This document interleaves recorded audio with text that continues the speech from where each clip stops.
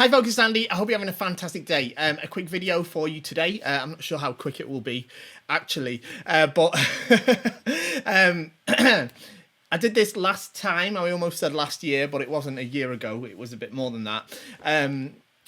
Where basically I did a bit of an analysis and a bit of a look at the scoring points from the All Japan Kendo Championships. Normally the event would have happened in 2020, but obviously with the events of 2020, that didn't go ahead. It was postponed to March of 2021, which was just last weekend if you're watching this in the future. The events, both the men's tournament and the women's tournament, were held on the same day, which is usually different. It's usually on different days, but because of the circumstances, that's what happened. So we're going to go through the scoring points in a minute, and I'm going to obviously give you a bit of a breakdown of how I think those points sort of manifested and how they came about. Bit of an interesting tournament this year, of course, like I say, not only in that there were both the men's and the women's events happening at the same time, but new rules in place, of course, to sort of prevent the spread of infections and stuff like that with the pandemic that's been happening.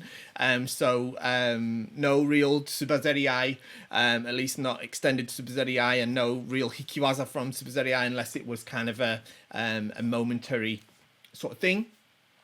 What else? Obviously there was no police officers in it this year, as the police have not been doing kendo since the beginning of the pandemic, so there was no police in it this year, so it made for a very different kind of atmosphere and a very different lineup of competitors. Very, very interesting, which I thought was great.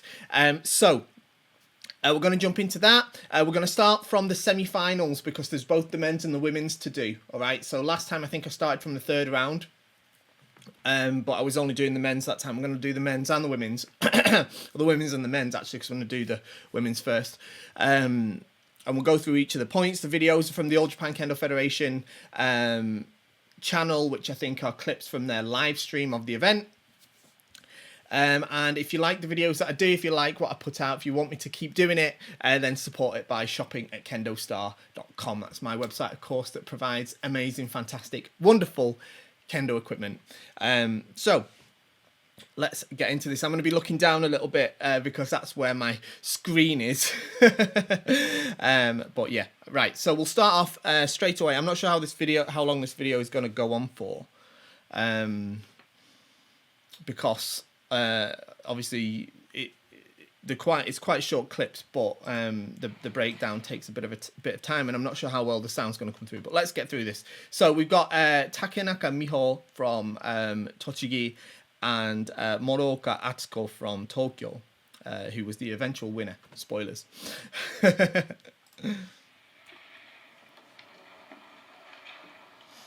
Moroka is the white player with Takenaka as the red player.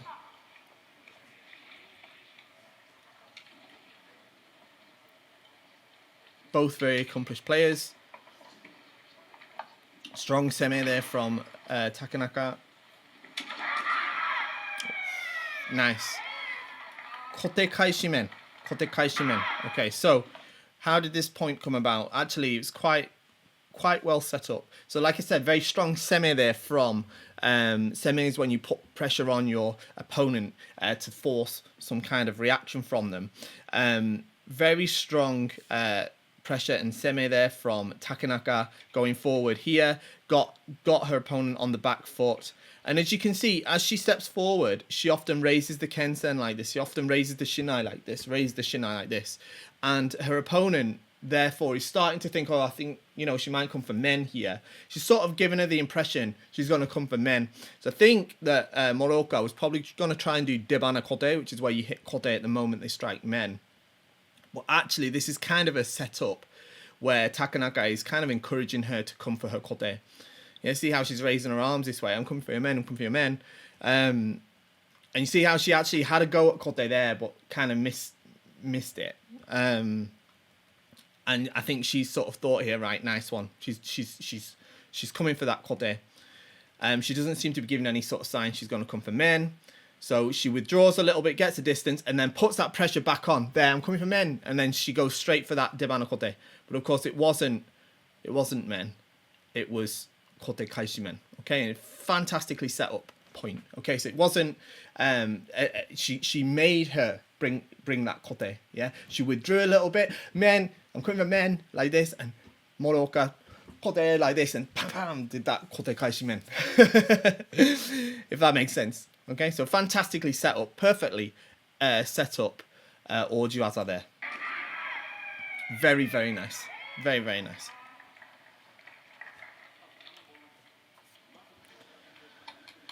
Very good. So next is same match here. Let's see which way this is going to go. Very aggressive start from Moroka. Very competitive uchiai. So when they both make several attacks together.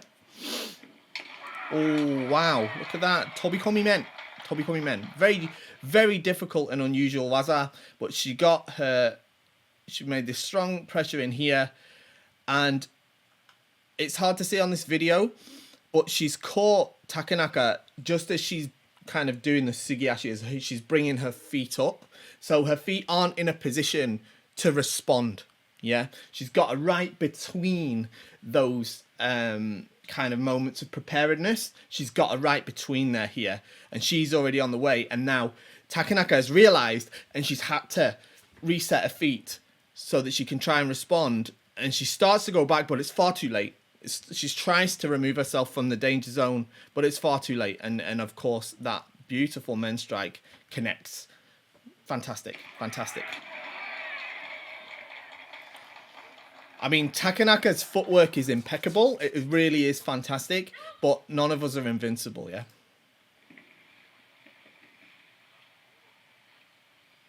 So, shobu.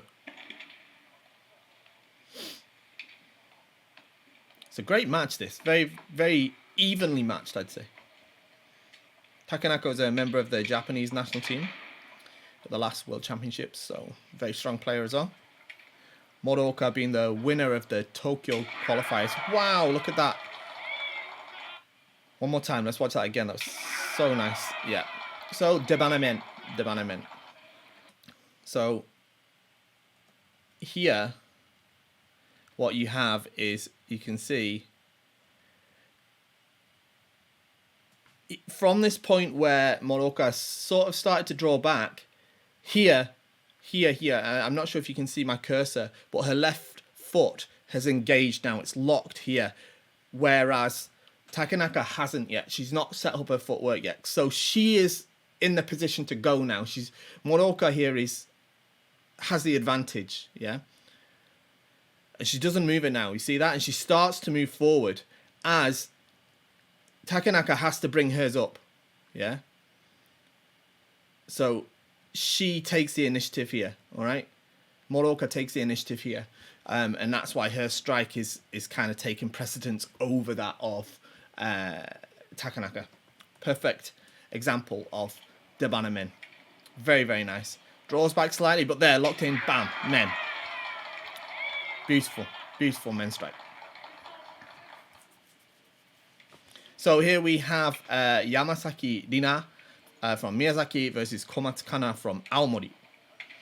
Komatsu, I believe, is their previous high school champion.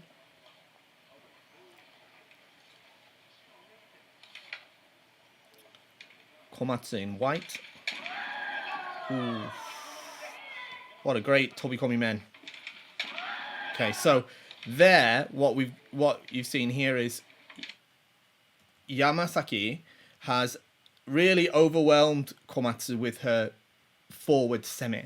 Yeah, as she comes forward here, I'm coming for Kotman. No, maybe it's Kote, and Komatsu just wants to bail out. Yeah, she's like, yeah, this is not where I want to be, and she tries to retreat, but of course, she's not quite set up to retreat as fast as she wants to. So she tries to make a strike here, Hikigote, but the men strike is just, you know, the what do you call it, the momentum of Yamasaki's, not just her actual technique, but the momentum of her semi is just overwhelming for Komatsu. This reminds me of kata. Actually, it reminds me of kata number 6 in a way, where the Shitachi really piles on the pressure and then forces the Uchitachi's hand. It's a little bit like that, you know. Komatsu here is like, oh, I don't like this, and tries to make a strike, but it's too far gone. It's fantastic, fantastic. Great Tobikomi men with fantastic semi. Same shiai, same match. Good try for men there from Komatsu.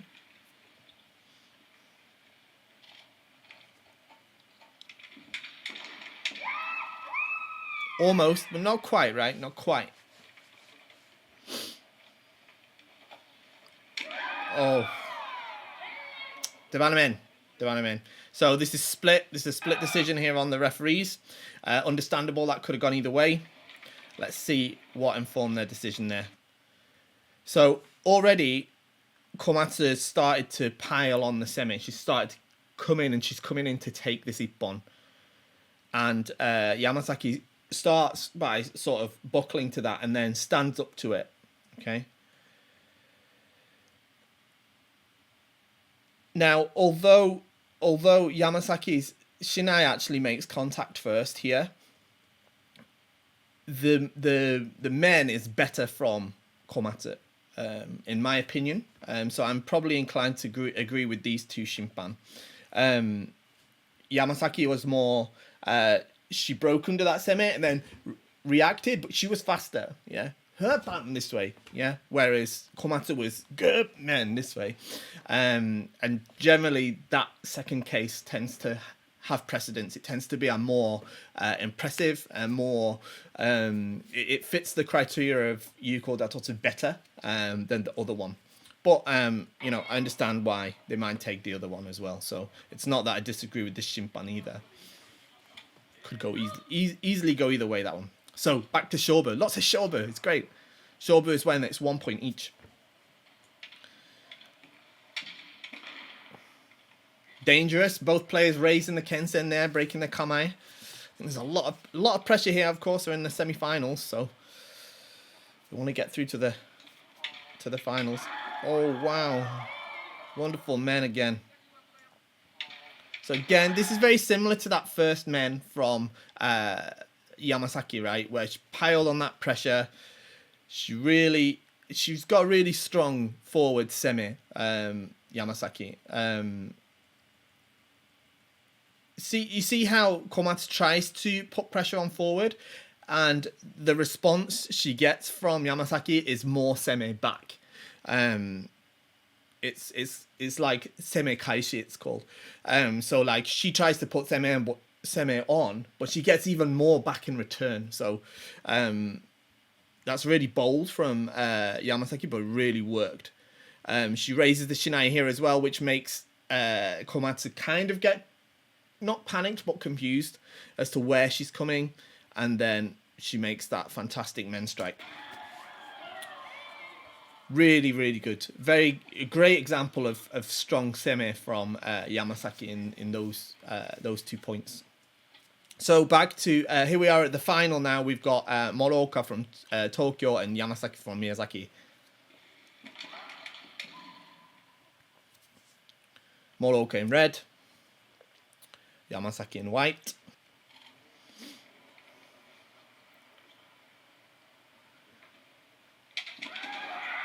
Ooh, that could have gone either way, couldn't it? That could have gone either way. Easily gone either way. So we had Kote, and in response to Kote, we had again like a Kaishimen or Suriage men. So let's watch it again at full speed. Okay, so it's hard to see from this side, of course, as to whether the Kote makes contact or not, but none of the shimpan seem to agree with the Kote, so we could assume that it didn't. It sounded good, but it could have hit the kobushi. So, but here, again, though, the forward semi is coming more from Moroka anyway, so the men's strike itself is a good men's strike in that it's coming from her. It's not just block and return with the strike. So yeah, it's a great one. Could have gone either way but I do totally see why the Shimpan decided to go with the men. It's a fantastic strike to men from Kote. So great. I think that's it. I don't know if there was 2 points in the final. Or was that it? I think that was it. Yeah, that's it. So fantastic matches there from the ladies. Of course, like I say, we're just going from the semi-final. If you want to see more of the points, go and look at the All Japan Kendo Federation channel.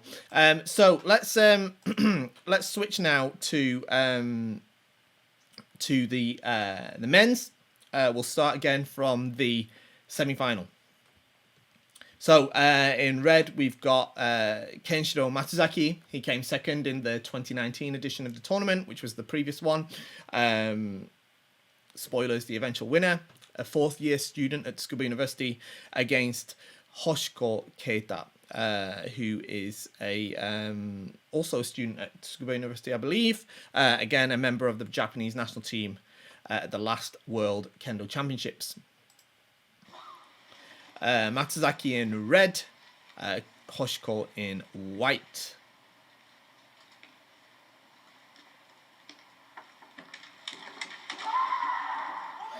Nice try there for a strong men's strike from Matsuzaki. Lots of forward pressure.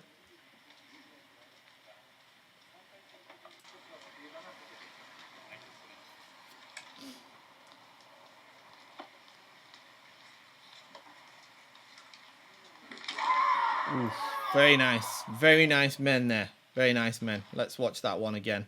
So here what we have is, let's just watch it in full speed. Okay, so this is a pattern I see actually from Matsuzaki.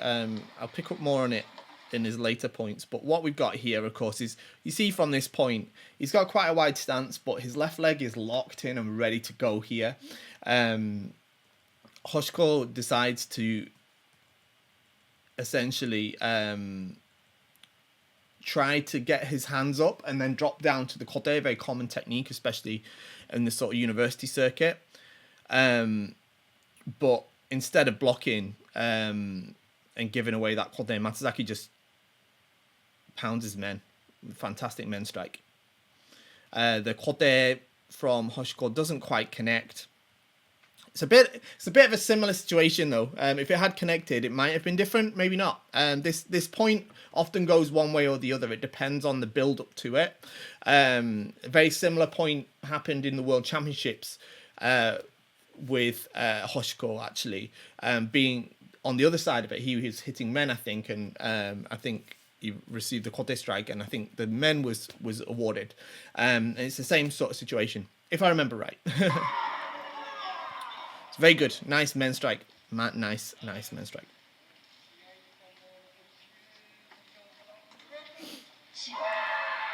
Okay, so here we've got Murakami Raita from Osaka in red and Hayashida Kyohei from Fukui in white. Both very accomplished, very strong players. They've been in this tournament many times before.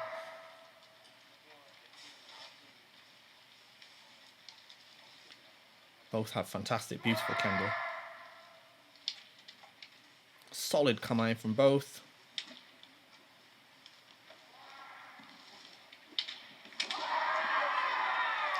Very nice men's strike. Very nice men's strike. So lots of forward pressure there. Obviously, Hayashida is starting to feel that. You can see it. And again, it's a bit similar to one of the other points earlier. Murakami starts his strike as Hayashida is still preparing his feet to make his kote strike. So his men's strike is well in advance of the kote strike here because he started before Hayashida is even ready. It really is about taking, this is a real good example of taking the initiative. I've talked about it quite a lot before in these analysis videos, but now this is Murakami's point. Like, Hayashida just has to try and react, but he's of course too far behind. Men wasn't a really solid, perfect connection, which is why probably this Shimpan wasn't so keen on it. So I get that, but I think the other two probably gave it based on the opportunity, which was fantastic. Really nice men Ippon. And just straight into the final, we've got Matsuzaki in red and Murakami in white.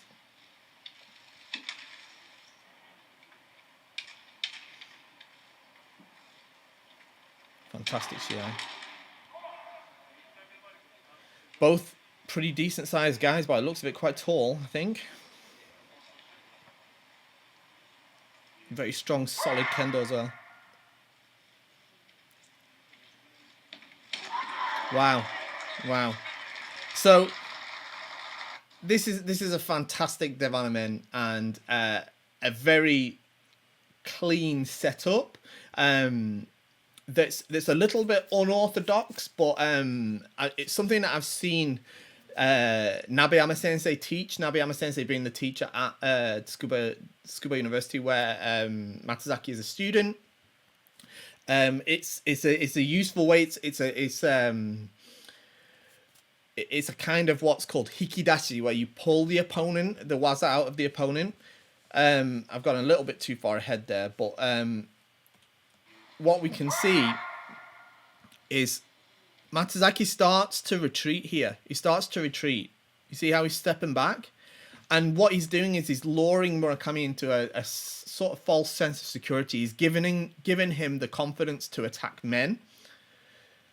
Because he's got the impression that his semi is working and that Matsuzaki is on the back foot. But suddenly Matsuzaki starts to attack men, which comes as a surprise. It's a little bit unexpected because he had him down for being on the back foot, and in response he kind of automatically goes for men himself, because that's what he was planning to do. He thought he was going to kind of close him down and then hit men, because that's another really common pattern, is you close them down, they kind of break under your semi, and then out of panic they kind of go for men, a bit like in some of the kata. They break men this way, and then you're already on top of him. And that's what probably Murakami had playing out in his mind. But Matsuzaki threw the balance of that off, and that's because as he was retreating, he wasn't actually breaking under the semi.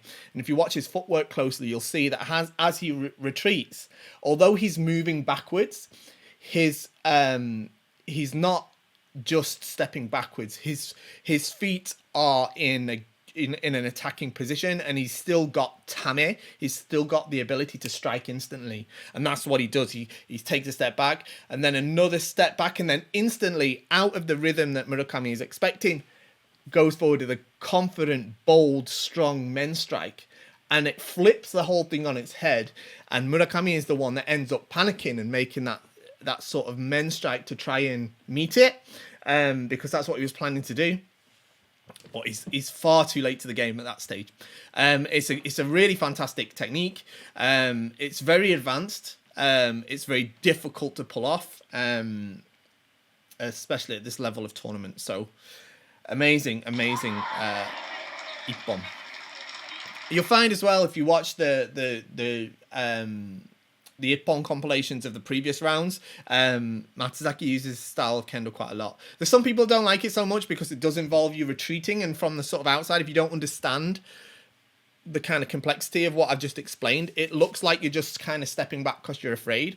I know that Nishimura Hidehisa, who's a multiple All Japan champion, he used that kind of waza a lot to get degote, debanakote. And then I know in his documentary he mentioned how he wanted to kind of move away from it because he didn't like the impression it gave stepping back, but it doesn't take away from how effective it is, and how beautifully it was just executed in this video. I think we've got one more Ippon. So from the same Shiai, of course, it's the final. So Murakami 1 point down here is obviously going to want to take it back.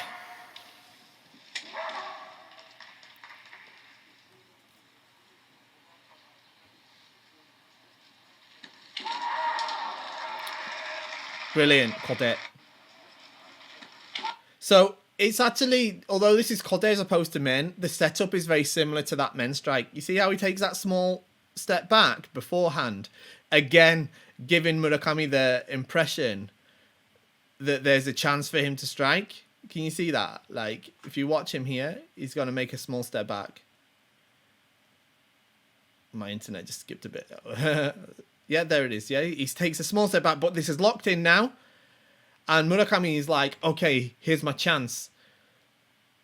But again, Matsuzaki breaks the rhythm and slams that kote as Murakami sort of starts to panic and go for men. It's a very similar setup, a very similar type of, like I say, it's called hikidashi, to the men's strike before. So yeah, fantastic kote. And a fantastic example of well executed semi. Really great. So yeah, that's it. That's the end. Like I say, I only looked at the sort of semi-finals onwards because there was both the men's and the women's to do. But I thought that was really great. I thought there was some fantastic Ippon, some fantastic points. I really enjoyed it. I hope you enjoyed watching it as much as I enjoyed making this video. I learned an awful lot. Don't forget to go and check the All Japan Kendo Federation YouTube channel, or you can check the KendoStar blog. I've been posting them up there to see the rest of the Ippons from the tournament. I hope you enjoyed the video today. Don't forget to like, share, subscribe, all that sort of YouTube stuff. But most importantly, support the channel by shopping at KendoStar.com. I did say it's amazing Kendo equipment, and if you don't believe me, check out how highly we're rated on Trustpilot and all that sort of thing. Yeah, I'll see you all next time. Thanks a lot. Bye-bye.